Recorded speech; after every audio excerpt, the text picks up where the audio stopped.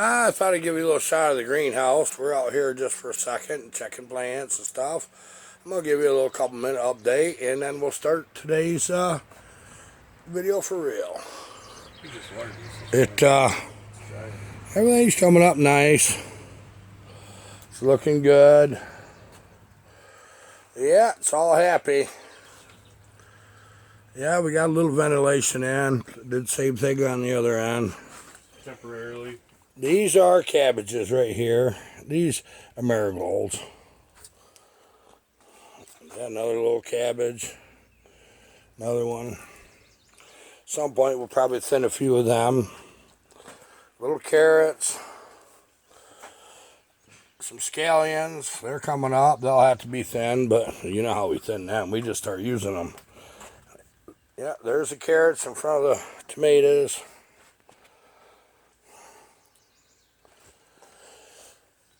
These are our eating onions. These are the Bermuda, the reds. But everything's looking good so far. The stuff in the top boxes is starting to come up. I'll show that to you when it's the right time.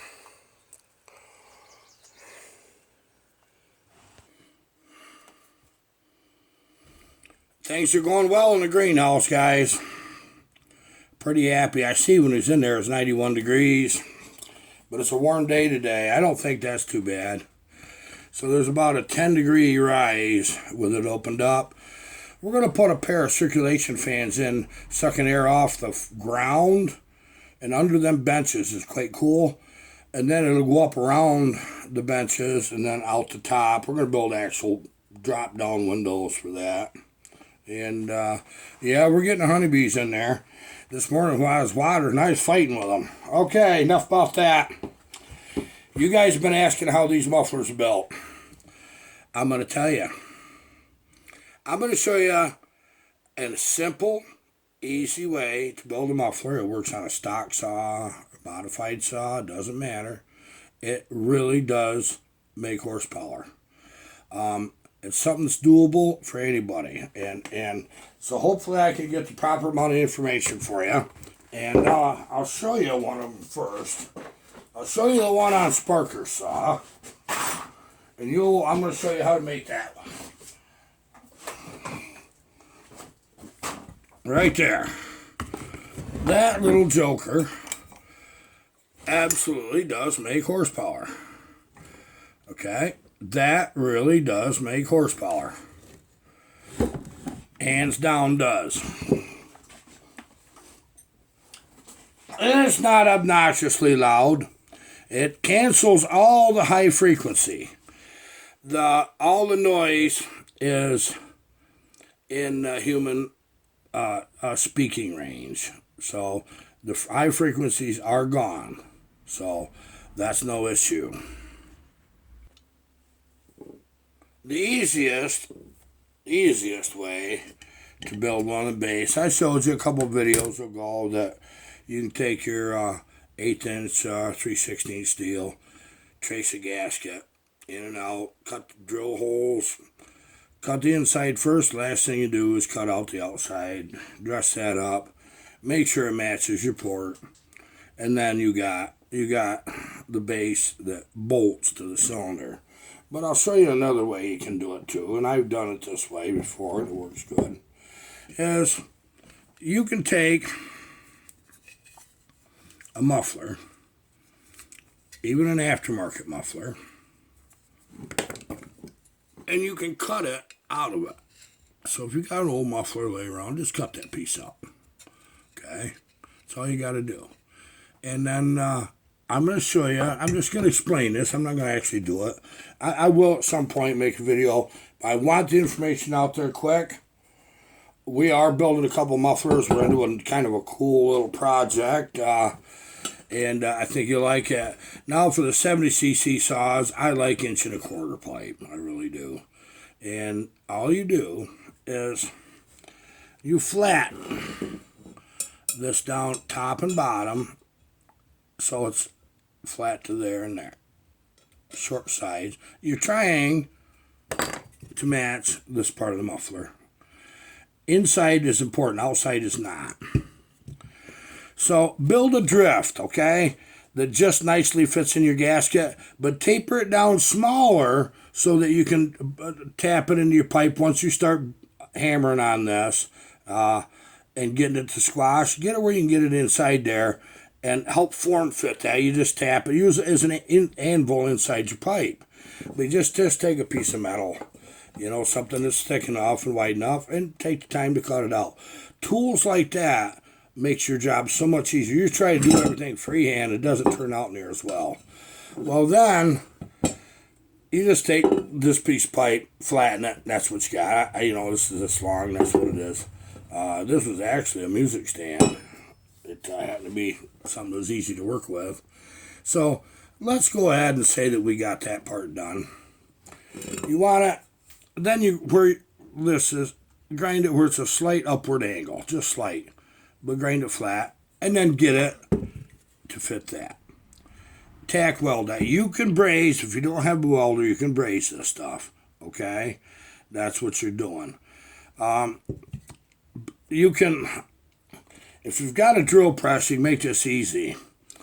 Run your pipe. I generally use the front of the saw as my measurement because it doesn't seem to be super critical on the length of that, but I think it was like 4.5 inches. And then all you do is take a body washer and you'll braze or weld a body washer and then fill a hole to cap the pipe. But here's something important. When, let's say this is the length of pipe from here to here that I need for my muffler. This is 1.25 inches. Inside 1.25 inches. You can use OD. If your little swedging tool, you'll expand it slightly here. That's fine. There's nothing wrong with that. It won't affect it any. But you'll drill a small hole, something like 3/8, so that your 3/4 bit, when that goes in there, the point isn't covered. And the reason I like drilling them with a long piece of pipe, I got me some leverage, man. I just yank down on that. And then, like I use 3/4 inside. This is inch OD. It just happens to be what I have. That seems to be work. You cut off about 3.5 inches of that. Okay. And you'll make somewhat of a radius right here. It'll be kind of a little bit of a circle, because what you're ideally trying to do is get that to match into that pipe, like right there. I don't do it in the middle. I do it slightly as high as I can. Okay, so you can see kind of the radius. So, and then I like it about 1 inch back from the end. About 1 inch. It's time for that pressure wave to come up, bounce off this, come back. You're pulling your air through your 3/4 pipe after the pressure wave. That's what the whole deal is. Are you going to try to say that's a tuned pipe? It's ridiculous to think on a chainsaw you're getting a tuned pipe. What you're making it do is pull. I've been blind to this exhaust thing for many years because I know on dirt bikes and snowmobiles, them pipes are tuned, and the length of pipe is required to make a proper expansion chamber. You're not going to get it on a chainsaw. So I was blind to it. But I'm going to tell you what, old Buckin' Billy, he's a cagey guy. He said, Harv, try this. Try this. Look at them bear claw mufflers. Hey, they work. Yeah. He said, you think about what makes that work. And he shared that whole thing with me. And I built one. And it works. It does. This design works just as well. It's just a different tone. You want to scare your neighbor's cat? This pipe I just showed you will do it. You don't need a leaf blower anymore. You don't. Nope. It's got back pressure. The way you think, well, gee, 3/4, that doesn't sound like enough back pressure. It's plenty. It's plenty. Because you can tip that saw downward, run that across your garage floor, you can blow all the dirt and dust right off your floor right out the front. I've done it. You go out there and your leaves, unless they're wet, but maybe even then, you can blow the leaves out of your driveway with your chainsaw. Yep, you don't got to bend over to it. Just tip the saw down. Boom, boom, boom, boom, boom. I'd show that on video, but that works. Now, let's say you don't want to go to these degrees on mufflers, but you know that your muffler on your saw, you want to try to use the stock housing, but you know that there's a baffle in it. You don't need the baffle. You don't need that little kidney-shaped thing in there. You don't need that stuff. Like in the steels, the front cover comes off, so you can go in there. Now that baffle in them steels is stainless steel, so you go in there with some type of a rotary tool and you go ahead and cut that out. At least the centers. All I worry about on my personal saws is the centers. And then you take the 3/4 ID, it's 1-inch OD. Just like I told you, I use a 1-inch bed. I step drill. I like them exiting over that chain side cover.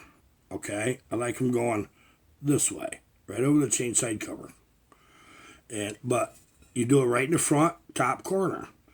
You go like right there where the center of that point is. Drill your 3/8 hole. Go to a 1/2 inch and then go to 1 inch. You need a drill press to do this. Okay, let's say you can only go to 1/2 inch because that's what you got. You got a hand drill. Don't worry about it. All you're trying to do is get a hole where that pipe slides in there. All right? If you're going to do it with a Dremel, do it. If you want to try it with your cutting torch, just kiss it. Just try to trace that with a Sharpie, or if you got a chalk pencil, and get that hole as round as you can, as nice as close as you can. Take your time doing that, guys. You want about 1 inch of pipe sticking in, okay? Whatever you desire sticking out. It takes 2 inches sticking out. That's what it takes. After that, it's fine, but it takes 2 inches. I'm going to tell you that. If you got a Husqvarna muffler with a top, get that thing flattened down, braze or weld that up. If you got the one with a steel on the side, braze or weld that up. Just close up what you got. If you want this to work right. Yeah, I know. Well, you already got a dual port in your hand. Well, I'll put these against a stock muffler, and I'll show you something I found. They don't make any horsepower. They don't do nothing. I'm trying to show you something that does. Do they have style points? Oh, heck yeah. This thing's got style points. Would I run that? Yeah, I'd run it. It does do one thing. It does get the heat out of the saw. Okay? So if you think, well, I seen one of them on the internet. Why don't I just buy that? Well, do it. You're at least saving your saw. But if you're trying to get performance gains, this doesn't work. It just does not. It does nothing. And I've tried them. I've even built them. I've changed things around. They sound kind of cool. Yeah, you got kind of like that dual exhaust sound, a little poppy, They're not very loud. They're pretty quiet. So that's kind of nice for loggers. If you want it more than that, you got to go to one of these other. The first design I showed you, that is not hard to build, guys. It's not, and it works. It's not dimension critical either. It's not, because you can't actually tune it.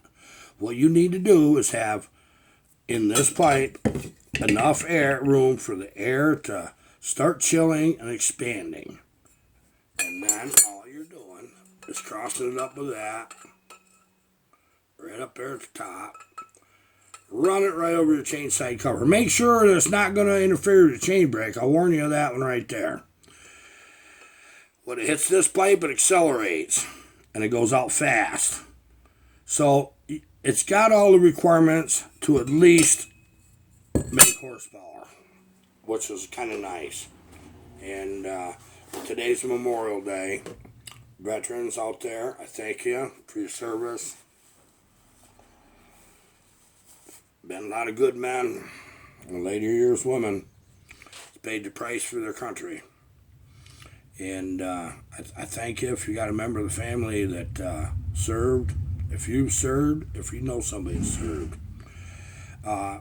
We got people coming. I guess we're barbecuing ribs tonight. Yeah, that's what Cole's doing, 10 to them right now. I had intentions of actually showing you the ribs. But you cook them slow. The big trick with ribs, everybody knows this, is your rub. Yeah. Now, you can put your favorite sauce on the last 10, 15 minutes, roll that around a few times, make that just as glossy and nice looking as ever saying. It's your rub that gives all your flavor.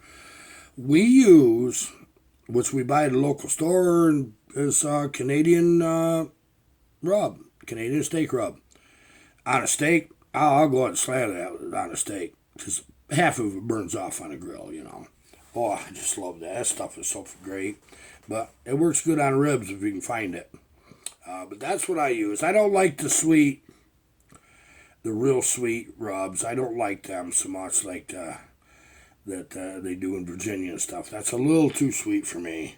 Tennessee, I don't like that. I like the different spices. That's what makes it for me. Now the darndest thing is I don't need all that. And the interest of losing weight, that's all a bad idea. But we have another muffler that I'm working on. I'm going to make an attempt at building it. And I'm not going to show it to you until it's tested. I'll tell you what. I'm going to just put it this way. I'm building something special for Buck and Billy. It's his idea, buddy. He's a crazy man. He's a wild man. I'm going to build it. If it kills me, run it, share the info with him. You're going to see it on his channel first because it's his idea. He's nice enough to share it with me. Bucket's a wizard. He just don't admit it.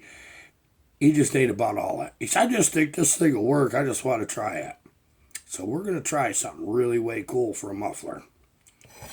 Now, we're running 1/2-inch pipe.